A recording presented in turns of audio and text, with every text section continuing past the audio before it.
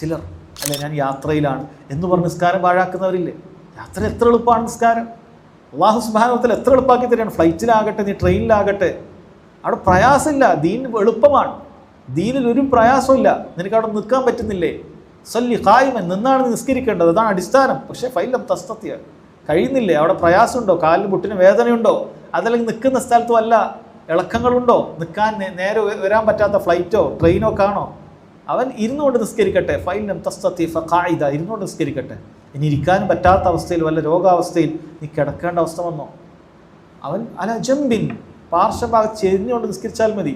വുളു എടുക്കാൻ പറ്റുന്നില്ല, വയറുകളൊക്കെ ഉണ്ടോ, ഒരു കുഴപ്പമില്ല. അള്ളാഹു സുബ്ഹാനഹു വ തആല അതിൻ്റെ പേരിൽ നിന്നെ ശിക്ഷിക്കുന്നില്ല. നീ തിരഞ്ഞെടുത്ത കാര്യമല്ല ഇതിൻ്റെ രോഗം.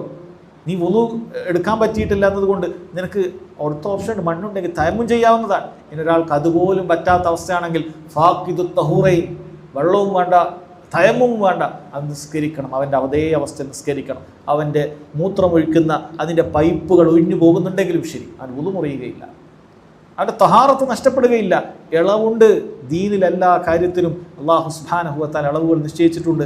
ഇത് പഠിക്കാത്ത ഒരാളെ സംബന്ധിച്ചിടത്തോളം അവൻ ചിന്തിക്കുന്നത് അല്ല, എനിക്കൊന്നും ഇതൊന്നും നമുക്കിങ്ങനെ പറ്റാത്ത അവസ്ഥയാണ്, നിസ്കാരമൊന്നും വേണ്ടതില്ല എന്ന്. അതുകൊണ്ട് എൻ്റെ സഹോദരങ്ങളെ, ഇത്തരം രോഗാവസ്ഥയിലേക്ക് കഴിയുന്ന നമ്മുടെ ഉപ്പാപ്പമാർ, ഉമ്മാമ്മമാർ അങ്ങനെയൊക്കെ ഉണ്ടെങ്കിൽ, അവർ ഹോസ്പിറ്റലിൽ പ്രവേശിപ്പിക്കപ്പെടുകയാണെങ്കിൽ അവർക്ക് കൊടുക്കേണ്ട നസീഹത്തുകളിലും നിങ്ങൾ നിസ്കാരം പാഴാക്കരുത് കേട്ടോ, നിസ്കരിക്കണം. അല്ല മോനെ നിസ്കരിക്കാൻ കഴിയില്ലല്ലോ, ഇങ്ങനെയൊക്കെ ഇല്ലേ? സാധുക്കൾ ചോദിക്കുന്ന ചോദ്യമാണ്, പറഞ്ഞു കൊടുക്കണം. എന്നാൽ വെള്ളം ഉപയോഗിക്കാൻ പറ്റൂലെങ്കിൽ എനിക്ക് ഒഴിച്ചു തരാൻ പറ്റും, ഒരു പാത്രം കാണിച്ച് ഒഴിച്ചു തരാൻ പറ്റും. പറ്റൂലെങ്കിൽ ഒരു മണ്ണ് ഞാൻ കൊണ്ടുതരാം പാത്രത്തിൽ, അതിലടിച്ച് മുഖത്തൊന്ന് തടവി, കൈ തടവിയാൽ മതി. ഒന്നും വേണ്ട, നിങ്ങളെ നജസൊക്കെ പോവും, ഒന്നും കുഴപ്പമില്ല, മൂത്രത്തിൻ്റെ പമ്പ് കുഴപ്പമില്ല, നിസ്കരിച്ചോളൂ മോനെ. അപ്പം നിൽക്കേണ്ട ആവശ്യമില്ല, ഇരിക്കാനും കിടന്നങ്ങനെ നിസ്കരിച്ചോളൂ. കിബിലക്ക് നേരെ തിരിയാൻ പറ്റുന്നില്ല, കാരണം ഹോസ്പിറ്റലിലെ ഇത് ബെഡ് ഒരുപോലെയാണ്, അത് തിരിക്കാനൊന്നും പറ്റാത്ത അവസ്ഥ. അങ്ങനെ തന്നെ നിസ്കരിച്ചാൽ മതി, യാതൊരു കുഴപ്പമില്ല. ഇതിൻ്റെ പ്രതിഫലത്തിൽ പോലും യാതൊരു കുഴപ്പവുമില്ല, കുറയുകയില്ല എന്ന് നബി സല്ലല്ലാഹു അലൈഹി വസല്ലം ഹദീസിലൂടെ പറഞ്ഞു തരും. പിന്നെ എന്താണ് പ്രയാസം? എന്താണ് പ്രയാസം? യുദ്ധത്തിൽ പോലും സഹാബികൾ നിസ്കരിച്ചിട്ടുണ്ട് അള്ളാഹുവിൻ്റെ ആയത്തിൽ.